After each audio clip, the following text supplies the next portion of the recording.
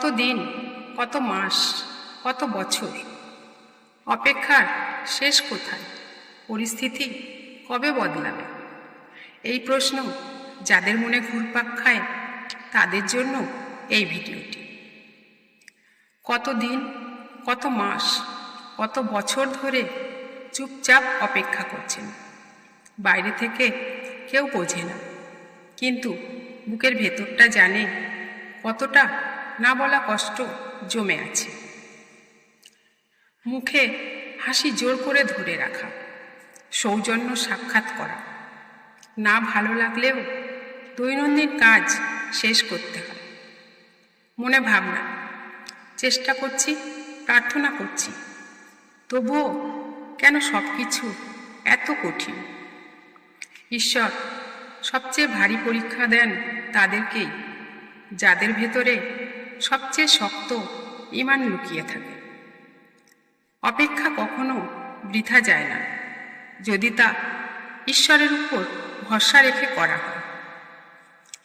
আজ যে অপেক্ষায় ক্লান্ত, একদিন ঠিক এই অপেক্ষাই গল্পের সবচেয়ে সুন্দর অংশ হবে। তখন মনে হবে আমি ধৈর্য ধরেছিলাম, তাই আজ এত প্রাপ্তি। মানুষ ভাবে অনেক দেরি হয়ে যাচ্ছে।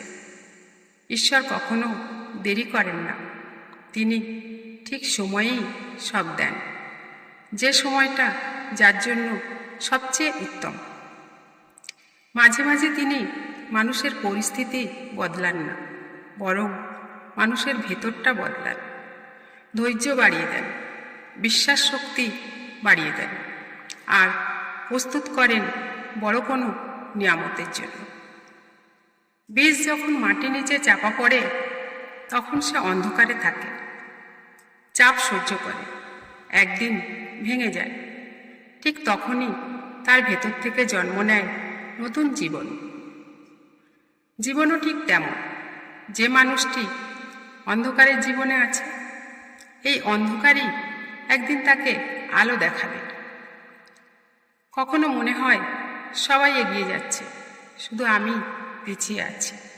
কিন্তু ঈশ্বর কাউকে পিছিয়ে রাখেন না, তিনি সঠিকভাবে প্রস্তুত করেন। রাতের নীরবতায় নিজেকে খুব একা লাগলেও আসলে ঈশ্বর সর্বদা সবার পাশে থাকেন। অশ্রু সজল চোখ কেউ না দেখলেও ঈশ্বর দেখেন। সকলের নীরব কষ্ট একমাত্র তিনিই জানেন। হাল ছাড়া নয়, ভেঙে পড়া নয়, আর একটু ধৈর্য, আর একটু ভরসা ঈশ্বরের প্রতি রাখা চাই। কারণ প্রত্যেক মানুষের অপেক্ষার শেষ আছে, সেই শেষটা হয় কল্পনার চেয়েও সুন্দর। হয়তো আজ নয়, হয়তো কালও নয়, কিন্তু সেই দিন ঠিক আসবেই, যেদিন চাওয়ার বদলে মন চাইবে কৃতজ্ঞ হতে। সেদিন মনে হবে, হে ঈশ্বর, তুমি আমাকে অপেক্ষা করিয়েছিলে, কারণ তুমি আমাকে চাওয়ার চাইতে বড় কিছু দিতে চেয়েছিলে।